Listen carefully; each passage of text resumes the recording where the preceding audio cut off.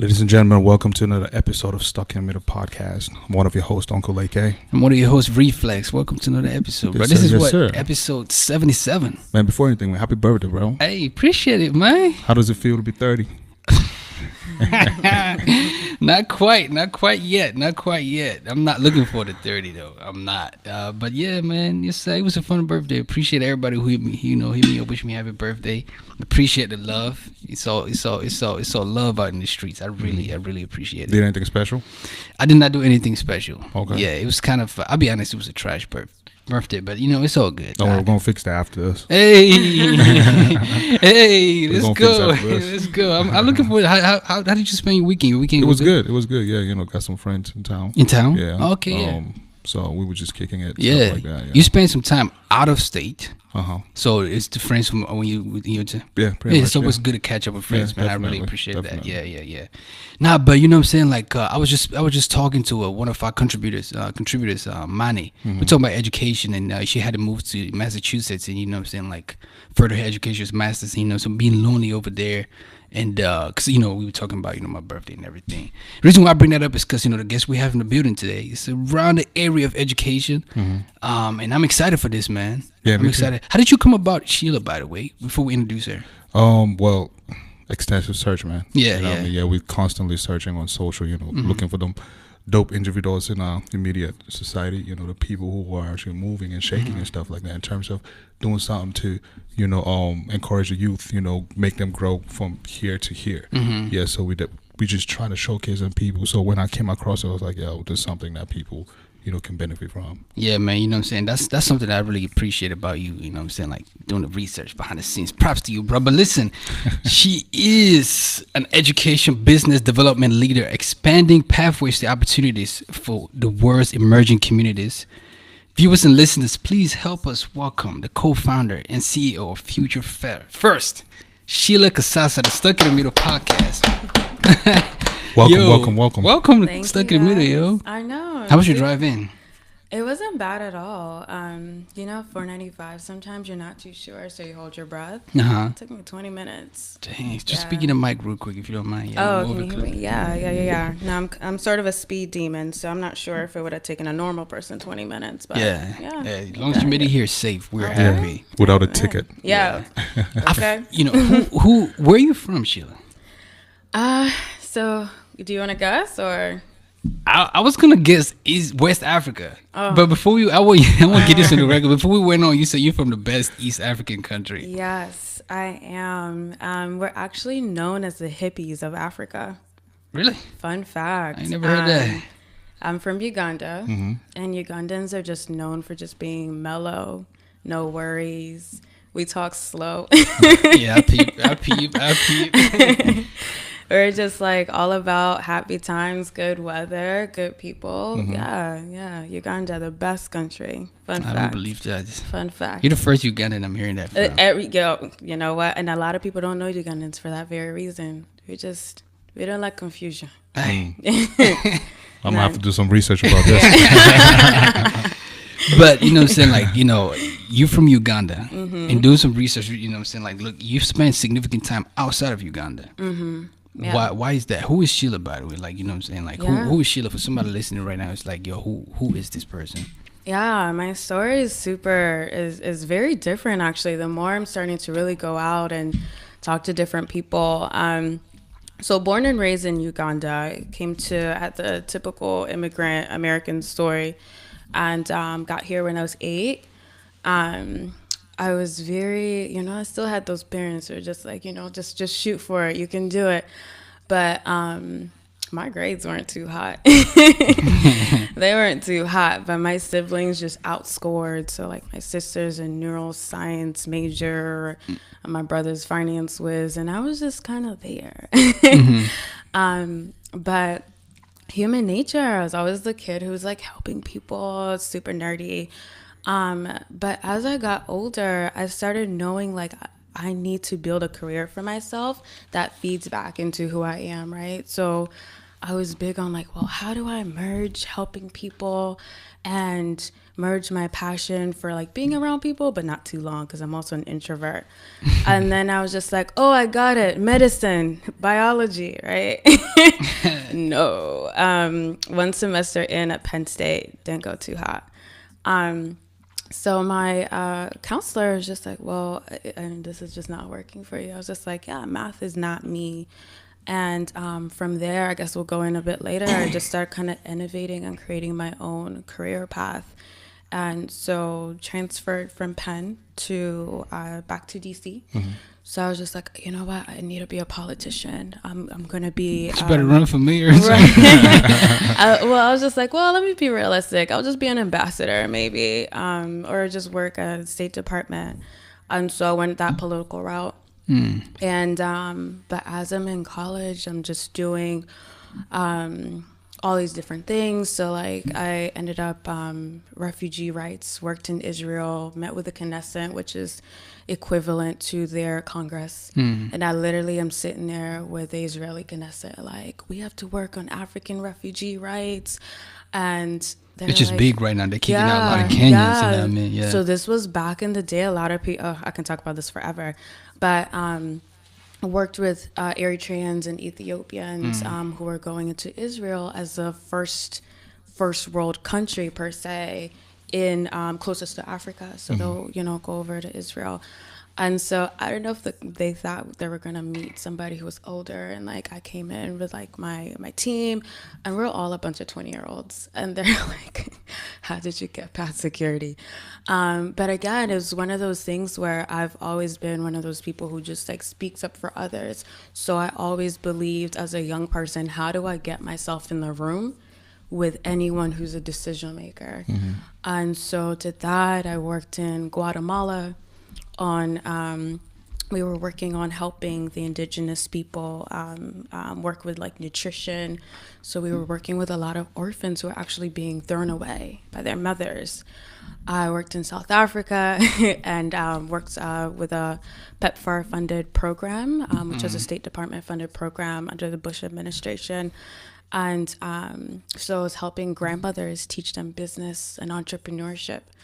And these grandmothers had HIV, and they were running this like intricate like business. And so they had a community center which had sales, and had like a cooking business, and then they had a daycare and then a school, and it was 30 community grandmothers. And so as I started thinking, I was just like, well, something here is like adding up, and I need to just think outside the box to connect the dots, right? And what I started realizing was in every situation, right? I worked in Guatemala with the indigenous population, worked in South Africa with the grandmothers. I worked in all these different countries. And what I learned was when communities are at risk or they feel like they're attacked, they naturally innovate. They naturally innovate. So it got me thinking that I think entrepreneurship comes to those who are in tough situations. We just naturally innovate, right? So I kind of put it together, and I'm just like, you know what? I need to start some kind of business that's gonna help opportunity people, right? So not your regular middle class people, not your person with a perfect story. And so it kind of got me thinking about, cut me off at any time. I get too excited talking about life. And, but yeah, it started getting me thinking about my family. My grandmother raised 10 kids, including orphans. So at this point during the Ugandan war, she was running around the jungles with roughly 20 kids at some point, right? Like, we had a huge civil war, and single mother running around with 20 kids. And she had a 2nd grade education. And this woman has built 4 businesses since then. And these businesses were able to help her kids get into college. So again, some of them are nurses, some are businesswomen, some are in the United Nations. So they're all over the world. And I'm just like, wow, 2nd grade education, right? So you see this pattern here. My mother is a school teacher. Went to school and went to college to be a school teacher. And now she has one of the fastest growing assisted livings here in Maryland. And no health background. She just kind of picked it up, got Innovation, her certifications, Yeah. and started innovating, right? So actually she's expanding because her homes are at capacity, right? So it's my trajectory and my story is all about the non-traditional person who is not exactly, you know, middle class. Their family didn't have this story, but how do they naturally innovate and find a way to get their families To off that the middle ground, class. to Yeah. that middle class. Future first. That should be Future first. That's the kid, right? Yeah. That's Narrowing where the this is wealth landed. gap. Yeah. Narrowing the wealth gap by Yeah. maximizing socio-economic potentials for youth of color through STEM careers and entrepreneurship. STEM. STEM. We've had, you know, Micah from we've had Micah on the podcast, you know. Yeah. She's doing STEM as well. Yeah. We've the opportunity to actually, you know, see what she does with the youth and stuff like that. It's pretty great. So talk to us a little bit about Future First. Yeah, so Future First grew out of a team story. My team right now has a similar startup story, right? Similar come up story. And so last year we just had this crazy idea and we're just like, what would happen if we stopped focusing on adults? And we're all in business in different ways. So my co-founder has always been in the youth entrepreneurship side of things. But we just started kicking around the idea of like just working with youth to stop the wealth gap. We were just like, this has to be the solution. Got to start right? from the youth. Yeah, Right. yeah. We're DC's running around freaking out about Amazon. All these cities, have you guys heard about that? Yeah. Nah. All these cities are nervous that Amazon is coming. Oh, Well, they're yeah, yeah. excited.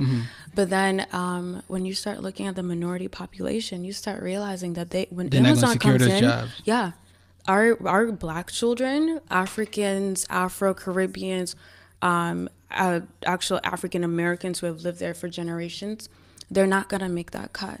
Do you guys know On the that? contrary, they're going to be kicked out. In They're going to be neighborhoods.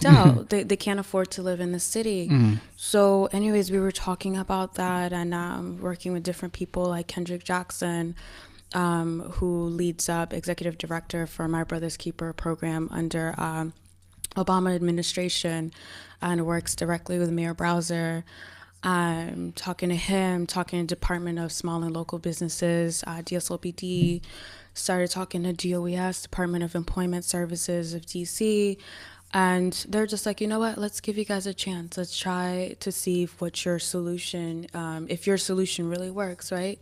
So we're just like, all right, well, let's combine entrepreneurship first, and then let's see if the STEM piece works out, right? So we piloted last year for a week in spring of 2017. How old is Future First, by the way? Well, it's gonna make sense in a second because people think Hey. Future First is It's been in the around million. for a long That's that time, branding. but That's it's that good not. work. Yeah. It's so we piloted last year for a week, and then the city is just like, this is working, come back. So they contracted us again to then pilot for 12 weeks. That's when we're just like, boom, let's add in STEM. And we ended up combining STEM entrepreneurship with internships, and our kids got it. I can tell you stories for days. One of my kids, day 2, her mom was murdered. Another of my kids, week 2, his brother was murdered. Another of my kids, week 3, I'm pregnant, twins. Those are my kids. Those are my stories, right?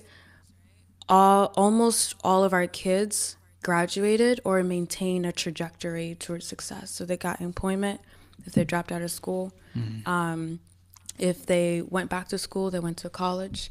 We had different internship sites say, bring these kids back. How do I get involved? So we're just like, well, there's clearly a need for this, right? So last year we actually come together as a collective. So that collective then moved over to the brand, which is Future First. What are some of the programs Future First offers? Yeah, so we're community centered, we're grassroots centered. So this year we partnered with I'm blanking. We're doing a youth entrepreneurship World Series, which is actually next Wednesday. If you guys can come. Pull up. Yeah, where's it? Where's it at? It's gonna be in DC. It's gonna be at Alley, powered by Verizon. They're partners. We're gonna. I did see that. Yeah. Yeah, we're gonna have different people actually running for Congress there as well. So again, like you see this pattern, we're huge on public-private partnerships to just merge because you can't change a community by yourself. So we have that coming up. We're gonna work with Global Entrepreneurship Week, and we're gonna host the first Global Youth Entrepreneurship Week this November. We're doing some work in New York. We're making footprints everywhere.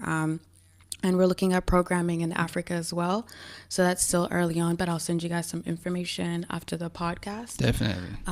So yeah, it's I guess it first builds with a great team that gets it, and then from there, the programming just makes sense. I'm guessing you get your funding from all the partnerships and. Yeah. Oh, y'all want to hear my money story? Huh? How you secure the bag? How you get the bag, girl? Are you? Before you answer that, is this your full time? Are you fully involved? Oh, this is full time. Bread and butter, gas money hustle. This is full time. How do you make it work then? Yeah. That's the thing. It's. When you realize you don't have a check coming in every 2 weeks, you sleep a little different. Yeah, you see this coffee here? Yeah, you know what I mean? you sleep a little different. It's just hunger, man. I'm just like, if I don't sleep, these are my kids being shot. If I don't sleep, these are my kids who everyone's excited about Amazon. If Amazon comes, it's not the same success story for them, right? So again, I sleep differently. I work differently. My team too. If you look them up, they're all entrepreneurs, all have a crazy story. Like Mike, our director of DC Youth Corps, actually came from Egypt. And he was in the whole Egyptian uprising situation and took to Twitter. And he was a change maker. He was a person who made noise. And, Courtney's from Jamaica, same, similar story. So my team, it's like we're all full-time entrepreneurs. We sleep different. FutureFIRST.com is the website, by the way, if you want to peep the team and what Future First has got going. Yeah. So my money story, huh? So the way it works is public-private partnerships. A lot of our people of color do not know that the government is looking for them just as much as they're looking for the government. I'm big on the idea of, in school, we're taught to think inside the box. But, when you're hungry, you start thinking outside the box. It's natural. It's DNA. It's human nature to want to survive, So, again, I went to government, just like, what can you do for people of color? Our young kids are going through this, and they're like, yo, we've been waiting for people to come up and step to the plate. And I was just like, well, what licenses do I need? How do other people in other communities do it? And how did we get left behind in this conversation? And I realized it's hard, to be honest. Government knows it's hard too. They're very honest. And they're like, how do we help you get through the process? So I got to get these certifications, licenses. My life savings is gone. Sally Mae's still looking for me, but don't tell her. But yeah, so again, made sure that we had all the paperwork that we needed to get. And then from there, we're like, all right, cool. So started bidding for contracts. So we get the contracts the same way anybody would. And so the only difference is government wants to also trust you just as much as you trust them. So it's a two-way street. How can you connect me to the community? So it's a pipeline thing. I'm literally the girl who just be sitting there and you're like, I want to start a food business. I'm like, all right, cool. Go to this office, talk to this person. If they don't pick up, I have their cell phone number. And government's always excited. They're like, oh, I heard from your referral. And it's just our community doesn't know that it's a two-way conversation. So, right now we're mostly funded through contracts. We're looking at different revenue models as well, because the idea is to scale. The idea is not to be simply funded by government, since we're trying to help people in different countries as well. So, again, looking at Nigeria, I met with their local government. Uganda, I met with their local government. And so again, public-private partnership, because the money's there. You can never tell me the money's not there. So how do public-private partnerships create that pathway to middle class? And how do we, create those? I mean, you've already broken down how they create that partnership, but how does it fund that pathway to the the middle class? So it's it's economic development, right? So how do I create a balanced society?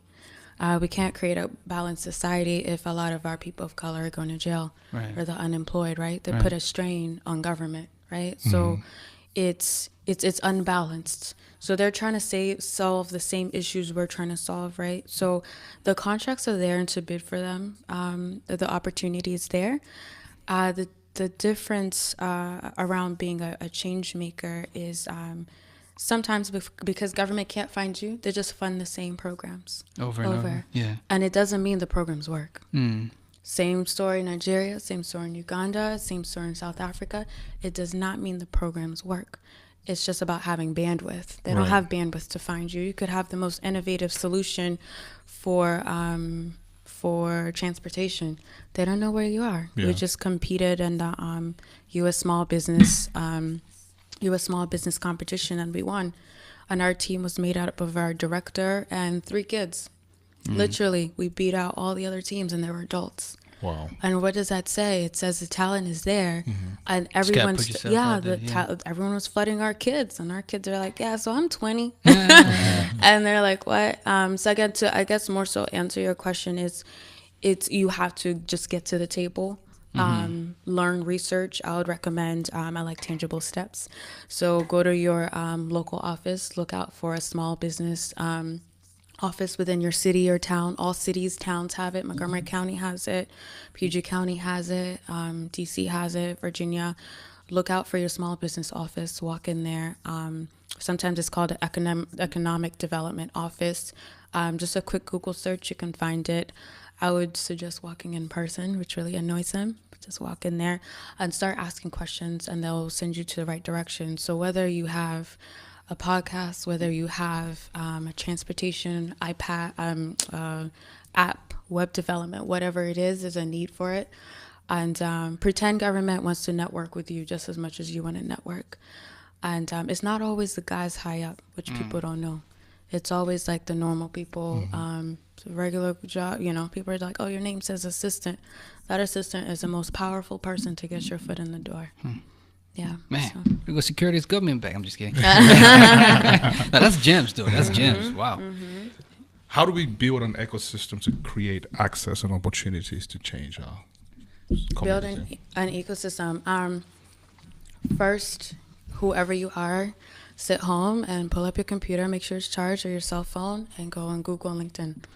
Figure out who you are. Make sure it's charged. Yeah, make sure it's charged. I've pulled it out in the middle of a meeting. I'm like, okay, so it's dead. I don't have a pen or pencil. So as individuals, again, tangible steps. Go on Google.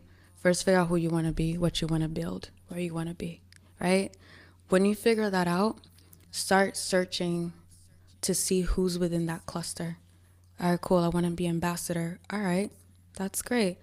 Look up different ambassadors. Are you a woman? Look up different women ambassadors. Are you a woman of color? Look up ambassadors who are women of color. I want to build a mobile app. Google who is an app developer that looks just like me. Who's the top of the top? Are they on Twitter? Are they on LinkedIn? My mentors, I literally first figure out who I wanted to be, and I want to be 5 different people at the same time. I want to be a VC. I want to be a chef.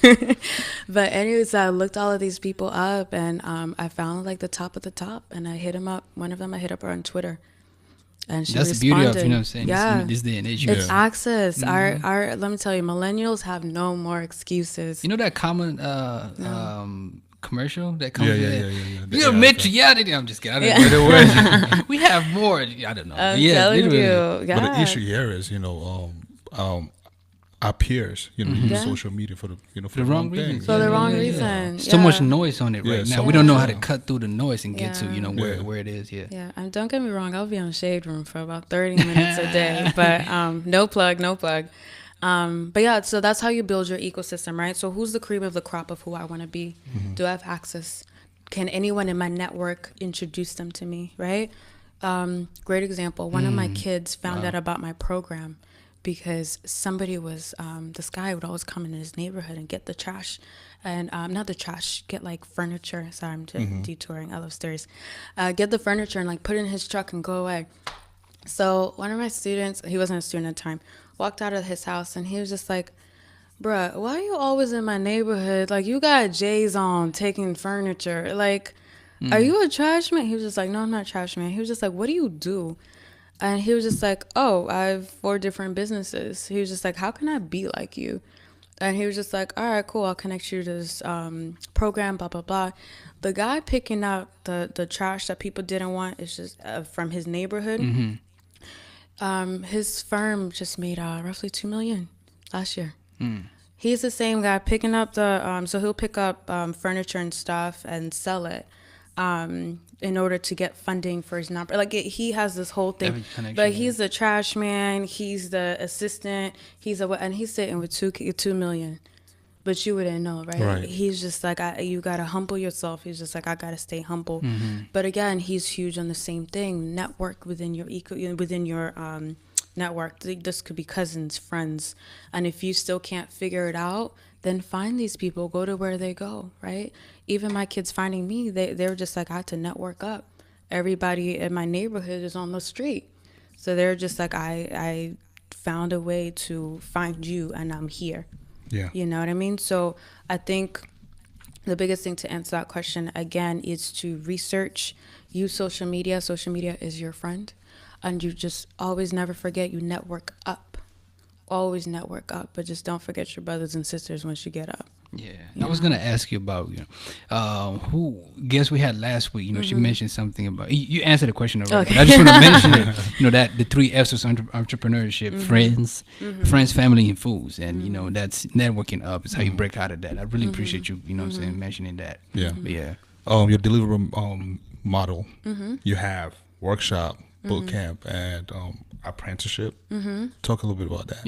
Yeah. So our kids come in and first of all, our kids are paid to come. So that's a partnership with DOES. DOES pays them a salary to be able to come learn, which is huge. Imagine being 16 and getting a check to come to class. Okay, feel me? I did life wrong. You feel me? Yeah. Put FutureFIRST is the website.com. Yeah. And so 3 days a week they're getting their education. 3 days a week they're getting their apprenticeship programming, right? And then 2 days a week they're getting their education. And so why that structure is built like that is, so Tuesdays and sorry, this coffee is not kicking in fast enough. Tuesdays and Thursdays, they're with us. So in the morning, they get their entrepreneurship education. In the afternoon, they get their technical. In the morning, they get their technical education.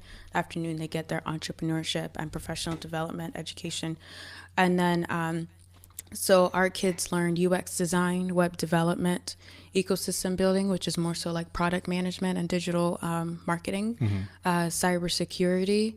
And I'm missing one. So web development, ecosystem building, UX design, cybersecurity. I'm still missing one, guys. But yeah, so they have an extra technical track. Yeah.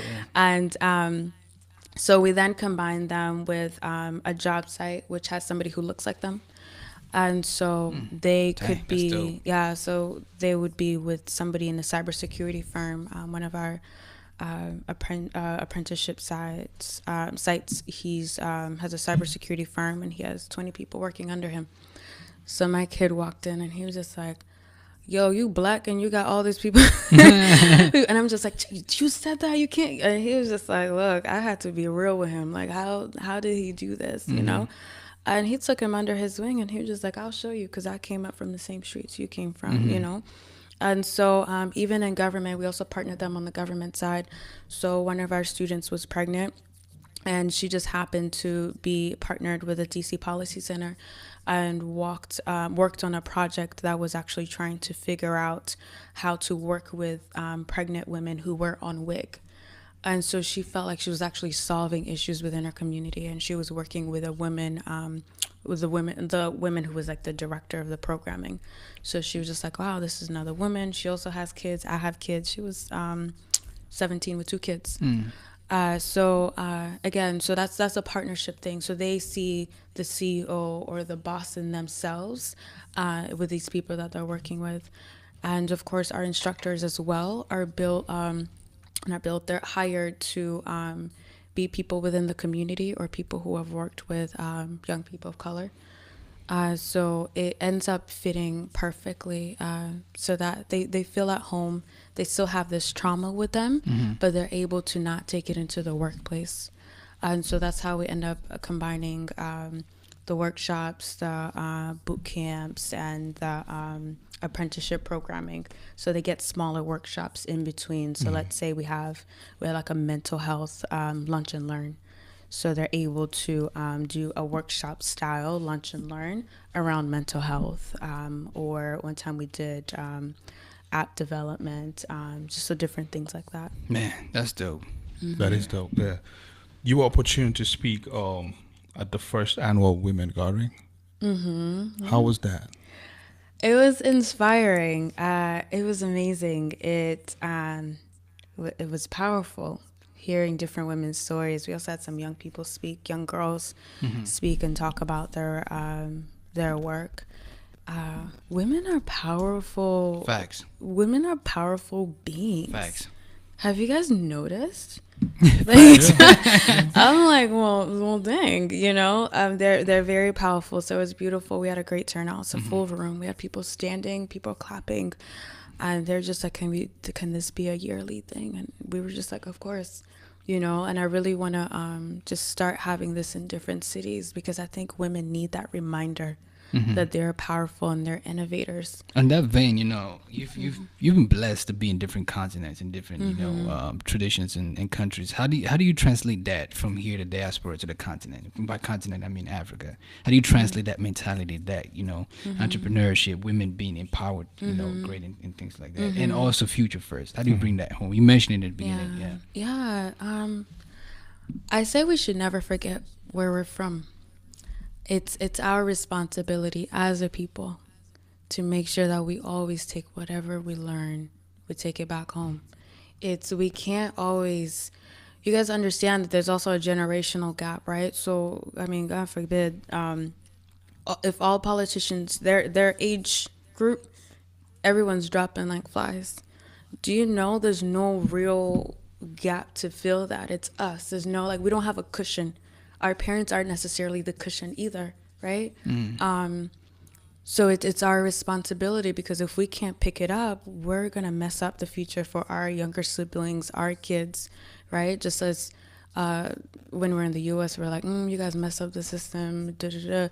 We are now making the same mistake by not stepping up to the plate early enough to be able to make these changes, right? If you're a doctor, you should be innovating in your village. You can't give me that excuse and say that, I wasn't born there, I haven't grown up there, I don't know how to do it. Figure out how to do it. It's your responsibility, So figuring out what programs already exist. There's so many programs that are trying to take people back.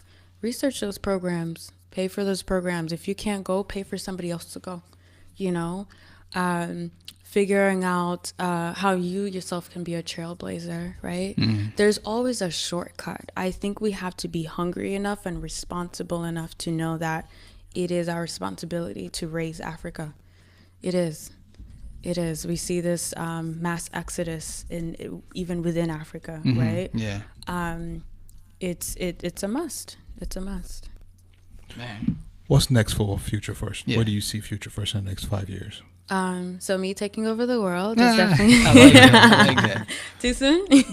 No, sure. That's that mentality that takes you there. Yeah, I'm telling you, right? No, but in a few years, so next 5 years, Future First will be in at least 3 different cities outside of DC, and it will be in hopefully 2. You know what? Let me speak into existence. 2 African countries. So the hope is that we're able to build this ecosystem in different cities of change. I'm big on leaving a paper trail of research.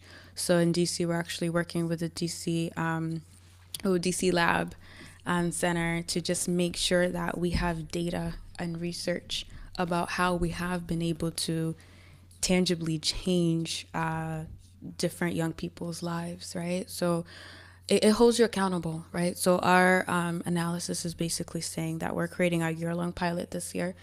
In 1 year, we're gonna be able to have the stats for where our 100 young people that we are serving, where they end up, and so which is huge. So I plan anywhere we launch, it's gonna be another paper trail of research, because I never want anyone to look me in the eye and say, well, I don't know if you really did it. I'm like, well, here you go, girl. Here are the stats, you know.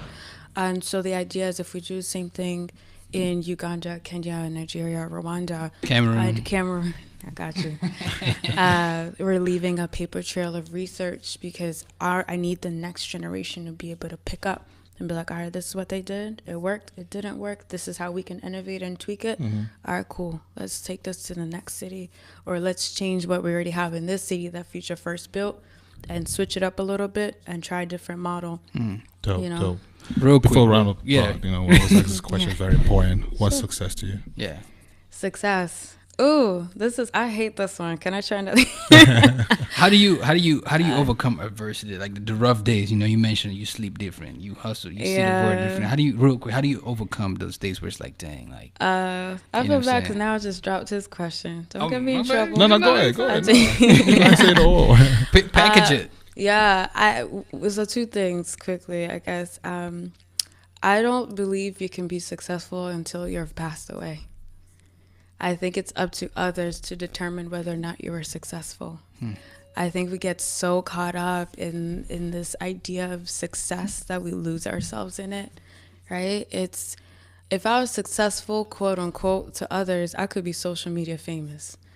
I got like 150 followers, but what I'm more so trying to say is, like, we like to redefine what success means each generation, that we get so caught up in it, right? Am I at the right party? What car am I driving? What am I doing? Things of that sort. And then on your adversity conversation, I think for me, to get around it is, again, I'm powered by my students. I'm powered by the next generation. I always tell people around me, like, I don't care what you're doing, but you can't fail. You don't know if the next Obama's watching you. You don't know if the next Hillary Clinton's watching you. You don't know who's watching you. You simply cannot fail. It's your responsibility to push and keep pushing. So I don't care if I got like $1,000 in parking tickets, but I don't care like what little things like hold you back or hold you down. You simply cannot fail. I don't care who you are. You can't fail. It's your job not to fail. Failure is not your portion. It's not. So dope. That's how I get past it. That's why I sleep differently. And that's why I'm always pushing my team. But my team has the same mentality. You know, you could separate us in a room. We'll say the same exact thing in different ways. You know, we're pushing for something bigger. You know, it's very important, our culture, to define our culture in your organization. Make sure that everybody's on the same page. Yes, sir. How can people reach you on social media? I mean, how can people reach you in general? In general, right? Get me more followers. Just kidding. So our website is www.putfuturefirst. You can find blogs from our students or just different things we're doing. Please hit us up on there, because I love partnerships. I'm big on partnerships. I don't care if you have a business idea and it's just an idea and people think you can't, you know, you've never launched an idea. Hit me up and let's see what we can do. If you have events coming up, promos and stuff like that, we're very grassroots and community focused. Social media, it's oh God, I'm blanking. You can just follow me on social media and you find our handles. Yeah, it's gonna be down below. right here. All that good stuff. But yeah, please reach out. We're here for you. Let's change the world together. I really respect it. I really respect it. Yo, appreciate you for coming through, speaking with us, chopping it up. Yeah. It's been good. Yeah. Hey, this episode has been sponsored and provided to you in partnership with Perfect Office Solution, providing office space to entrepreneurs in the DMV area. So if you're looking for office space, they'll fix you up. Just let them know we sent you. Use promo code SITM podcast. You get 10% off your lease. You know, like I said, they'll fix you up, whatever you're looking for. And it's just, a better way to do business and, grow your audience. AK, how can they reach us? Yeah? They can reach us on social media, SITM Podcast, on every platform. Follow us on like our Facebook page. Subscribe to our YouTube channel, SITM Podcast. Email us at sitmpodcast237@gmail.com for questions, referrals, concerns, anything. You know, we're here. We're going to reply. Next weekend, we're going to be sitting with Adiola Ogini, the CEO and founder of a skin moisturizing brand, Arome. Hopefully I'm saying that right. Hey, please bring some samples, you know what I'm saying? Make She sure provides a homemade whipped body butter and body lotion that are known to hydrate and moisturize dry skin. I like it. Made with love, natural products. I don't got the goodness. I know that good jazz, you know. Well, yeah, next week, tune in next week. You know, too much butter in there. I don't want to give people the different, you know what I'm saying? Let me chill. But yo, we've been listening to Stuck With the podcast. Hey, we out. Bring some samples next time. I'm just kidding. Hey, yo, thank you for coming. Thanks for having me, guys. Keep up the great work. Thank you.